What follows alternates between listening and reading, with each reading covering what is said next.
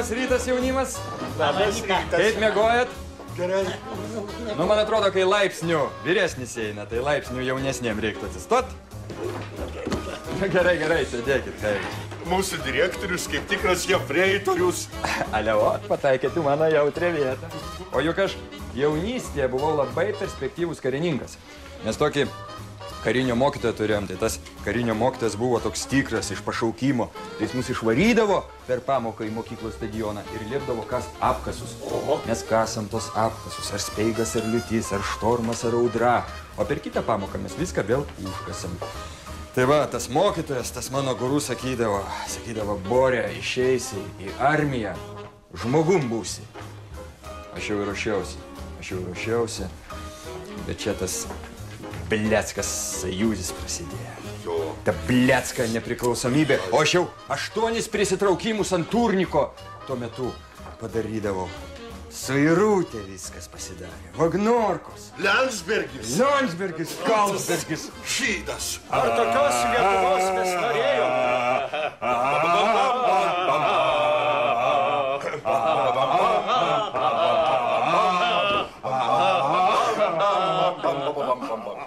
Ground control to Major Tom. Ground control to Major Tom.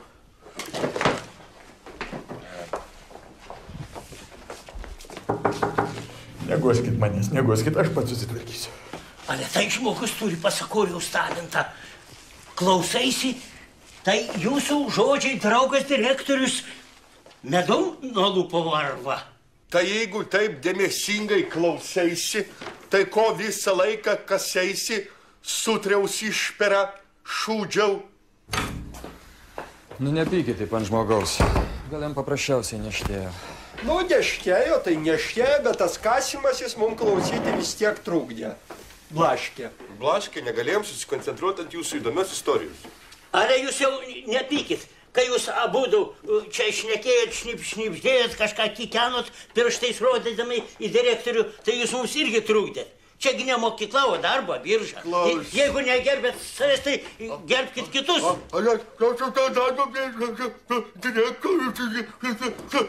Tu smirdalūnas, aš su tavim šneku. Gal išeinam į koridorių? Aš siūlau šią optimistinę natą ir baigti šitą diskusiją. Ir pradėti tai, ko mes čia visi susirinkom. Prašau tylos. Viską gausi, suka. Kadangi, kaip teisingai buvo pastebėta, čia ne mokykla, o darbo birža. Darbo birža, taip. Aš jums siūlau padėti kuo? Kas žino teisingą atsakymą? Pinigais. Na, pašalpom. Pinigais jums gal ir gali padėti valstybė. Jūs į ją ir kreipkitės. O aš jums galiu padėti darbu. O! Labai teisingai pastebėta ir pasakyta. Va jums pašalpų, žydai. Berniukai, jūs su savo replikom atėmėt iš manęs 2 minutės labai brangaus laiko. A kiek kaštuoja? Kas kiek kaštuoja? Kas kiek kaštuoja? Nu, kas tau kaštuoja? Kiek tu pati kaštuoji? O tu iš vis galvoji, ką nors? Aš klausiu, kas... Gerai. Vardinu pareigas, kurias aš jums siūlysiu, jūs pakelkite ranką. Kai išgirsite norimą savo specialybę. Taip, reikalingi okulistai, statybininkai, didžėjai, dižokėjai, aviatoriai, teisėjai, advokatai. Piderastų nereikia? Piderastų yra, bet labai mažas atlyginimas. O tai ko nieks rankos nekeliat? Ko dabar žiūrite į mane? Man nervų uždegimas, negaliu pakelti. O be to darbai... Oi, koks ponas, rankos pakelkis, matai, negali. Darbai jam nepatinka. O tai kokį tu pats nekeli?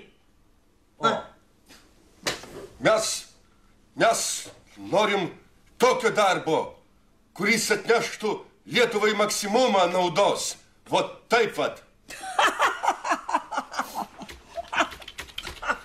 Va, atrodo, radau tai, ko jums reikia. Firma Nematomas prekybos agentas ieško gabaus jaunimo, kuris išnešiotų po pašto dėžutės reklaminius lapukus. Tai kad darbas nelabai toks, be kūrybos, be fantazijos. O durniai, nieko nežino, kaip tai įdomu.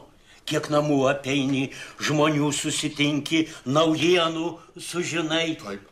Ha, direktorius, duokit man šį darbą. Aš karo metu listovkės nešiojau. Direktorius, neklausykite, ką dabar mano kolega pasakė. Jis leptelėjo nepagalvojęs. Mes jamam šitą darbą. Tu sargi, taigi labai paprasta. Nuveisim tas listovkės, išmesim į artimiausią šiukšlių dėžę. A gal prie kokios bobos prisikabinsim laiptinėj? Papulbų. Žinai, prasilenkt ant Chruščiovkės laiptinėj, žinai. Einam. Mes jamam šitą darbą. Aš pirmas išėjau. O tu dar čia man paaiškinsi, žilagalvis Sniečkau, kiaušus nupjausiu. Abudu.